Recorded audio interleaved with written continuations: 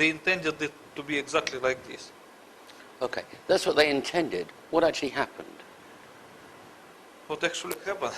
Okay, I will try to explain to you. As you remember, I explained to you before that not only the underground cavity would be created, but it would be surrounded by the crushed zone, which will be filled with a pulverized material, and the damaged zone.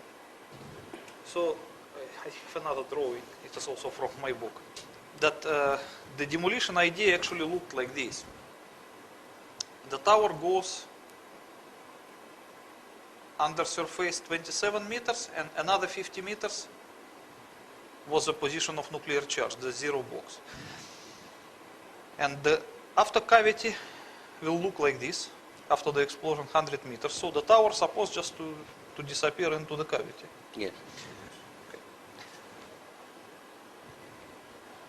But as you remember, when I explained to you in the previous drawing about the underground nuclear explosion 500 meters deep, yes, all those zones, they were more or less concentric. Yes. The cavity, the crushed zone, and the damaged zone. Because the pressure from every direction, when the charge is buried sufficiently deep, is the same. I mean, the resistance of materials from every direction is the same. Yes. So the expansion of all these rings will be almost the same to every direction. But if we position the nuclear charge closer to the Earth's surface, not the 500 meters, are just like 50 meters or 77 meters, this cavity will not look like this. They will look more elliptic with the longer end facing upwards. So the cavity will be of this form, and the crushed zone will be the same. It will look more or less like an egg with the sharper end facing upwards. I understand. Why it happens? Because the resistance of materials towards the Earth's surface is the least. And everything always goes by the way of the least resistance. Oh, so if it's going through, that pressure is going through the foundations, then it reaches a floor, then it reaches a carpet, then it reaches a desk, and there's nothing like solid granite that it's pushing against. No, as you see, here I make the cavity of the round form, but that is in the ideal case, but nothing is ideal in reality. So if the tower is like this, and the nuclear charge is positioned here, it would not produce exactly round cavity. It will produce cavity of this form. Okay. And the crushed and damaged zone, they will be also like this. Because they will tend to expand by the way of least resistance towards the Earth's surface, rather than to these directions. Because here the resistance of materials is much stronger than this way.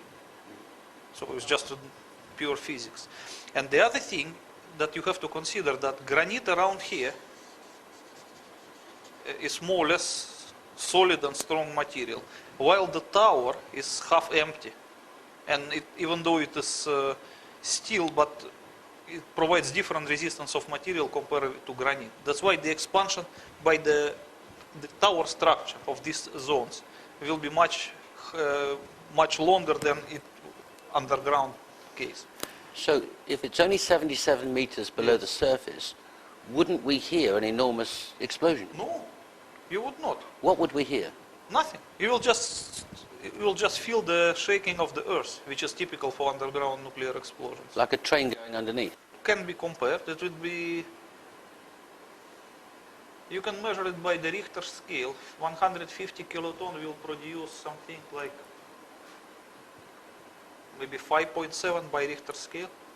It's enough to feel. So when the fire chief, when the fireman testified when he left the Marriott Center and felt the ground shaking, yes, and then looked up and the South Tower was coming down. Yes, that is very reasonable explanation, because you know this expansion of these zones towards the tower structure, it took a few seconds, because once the nuclear explosion happens, at this time the earth was shook like earthquake, and then the pressure of gases begin to expand the cavity and to create these zones which will continue by the tower structure.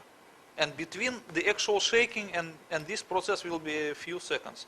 I guess in the it was 12 seconds, as you can see in the movie. We have one movie. Look at this one. This is one of the rarest movie that contemporary. You can see that the tower begins suddenly to shake. Yes. You can see it in this.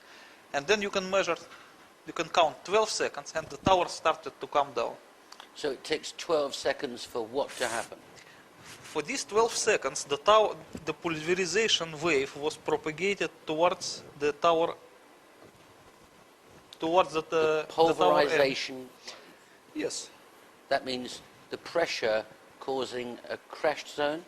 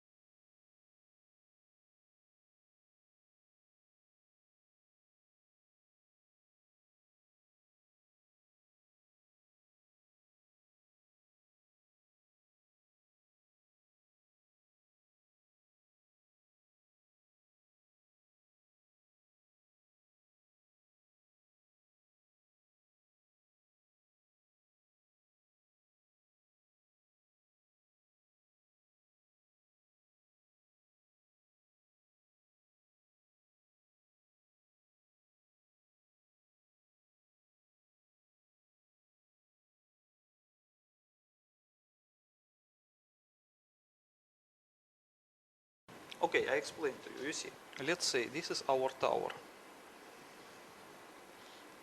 And this is the Earth's surface. Our nuclear charge is here. The first, it will create a primary size of the cavity. In result, it will be because of the disappearance of the rock. It will be evaporated. And then the pressure of the gases, which is a former rock, will try to expand the cavity. So it will expand the cavity a little bit. And then the next area will be already compressed by this process. So it will create the three zones. The outer one is a damaged zone. This is the border of damaged zone. And this is the border of crushed zone. And this is the border of the cavity. And all of them will expand, mostly to this direction. So before the foundation of the tower will be reached by the border of expanding cavity, it will be first reached by the border of the damaged zone, which will continue to propagate upwards until it reaches some, maybe 350 meters. Okay? And then it will be followed by the border of the crushed zone, which will continue the same way until it reaches maybe 300 meters. And only then it will be reached by the end of the expanding cavity. So in this process, as you can see, the first tower will be damaged into small pieces until 350 meters.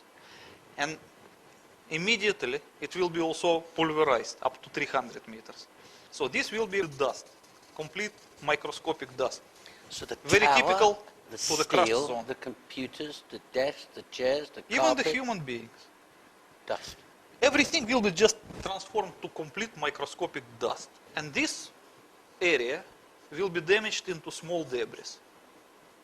And because the tower was above 400 meters, this part will be still undamaged, means solid and heavy.